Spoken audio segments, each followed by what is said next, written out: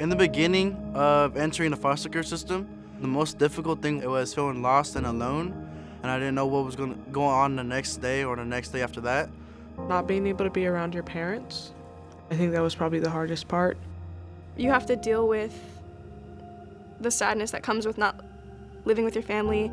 My personal experience is I don't have my mother or my father, so that's what I find the most challenging, not being with the people who you think you're supposed to be with. When you're going through high school, you're going to see a lot of your friends doing a lot of other stuff that you can't participate in. Always someone's paying for me or something like that, and I feel bad. I'm like, guys, I got the cash. I just can't spend it on this right now because I got to buy other stuff. You don't feel normal. I think there's also like a stigma. Like even now, I'm very, I guess, secretive about the fact that I'm in foster care because I think people can look at you differently, or either they pity you, or if you're not that good of a student, then they're like, oh, that's why. No one foster kid is ever going to be getting the same exact resource because in every situation of a foster kid, there's no one similar case. We're all completely different. How we got there, what ages we are, what ethnicity, like it's all gonna be completely different. And some of these resources like might not be working anymore, they're defunded, so like nobody is on the same playing field when it comes to these things. I was picked up from school and I just had like my backpack, and me and my sisters went to the office. We stayed there like almost the whole night, and then we all were like separated into different homes. It was like, oh my God, I moved from my house and my sisters and everyone I know, and I have to be in a home with people that I don't know and people that don't necessarily like me. Moving to different places, sometimes you meet them and you're like, okay, they seem decent, and then you get to know them and you realize they're not really good people, or favoritism as well, or just a mistreatment. You're assigned a social worker, and for me, I had multiple different social workers. Like it was like, oh, I just kind of learned the name of one, and then it was like, oh, they're not on your case anymore. Like now you have a new person. I had some social workers who were really nice, but there was also a lot who I just didn't connect with, and I think that they didn't like necessarily put the effort to connect. It's pretty much impossible to get a hold of your social worker. My social worker was supposed to see me once a week, check on me once a week, and she did not do that. You know, it never was really reinforced that she was supposed to do that. My social worker, Miss Maisha, she's amazing. She cares. She makes sure that she checks in. She's coming out tomorrow to check on me. So that's very beneficial. I have a therapist. I have a psychiatrist. I have the option to speak up and say I want these meds or I don't want these meds. When I first came to my foster home, I had a trash bag full of clothes, so it was difficult for my caregiver to give me some clothes without her not getting paid back for spending that money on me. So it was difficult. So my school was able to fund me for pants, water bottle, toothbrushes, toothpaste, deodorant. There's a lot of stigma when it comes to being a foster kid, and having gone to the RCOE event, that was the first time that shroud of darkness and loneliness kind of just broke away.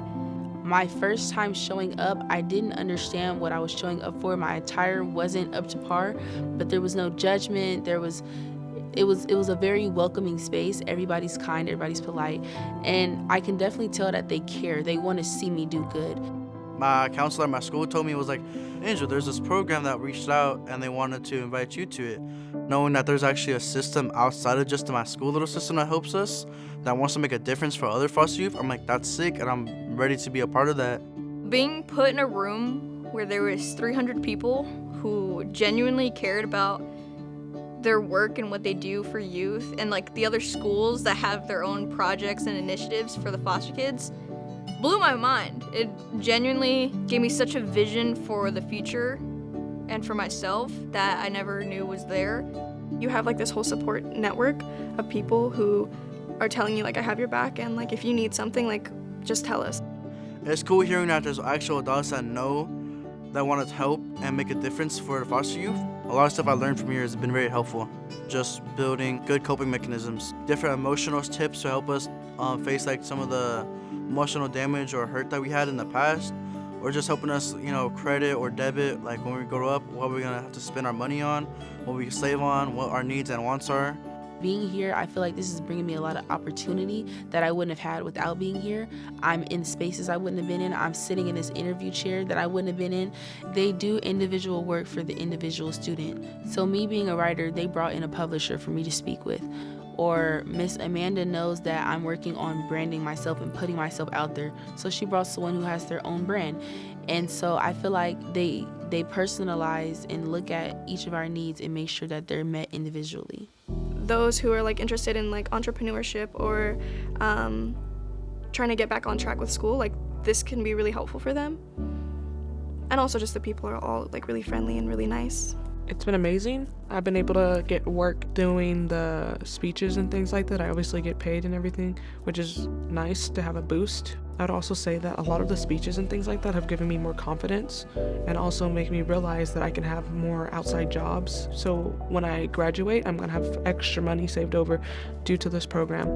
I've continued to say yes to every opportunity that they've given me, and I continue to see the same people, the same faces, and the new faces that I meet equally as passionate on every project ever. I've not met a single person that isn't excited to do their job, which makes me as a foster kid like feel empowered. It makes me feel like things are working out.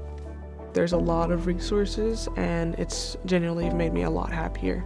If I ever needed to talk to any of them, they would always answer my emails immediately. I'd also say the connections I have with certain people in the program have made me very, very, very more at ease, more comfortable.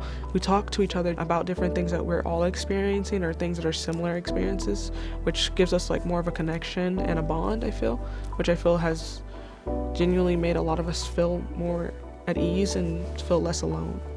To genuinely listen to people who care about their jobs and the initiatives that they're doing, and being able to be a part of that and speak on my school and the initiatives that they had going on made me feel like I had a lot of pride, like there was a place for me of understanding that my experience is valid and that I can continue to do these amazing things with these amazing people.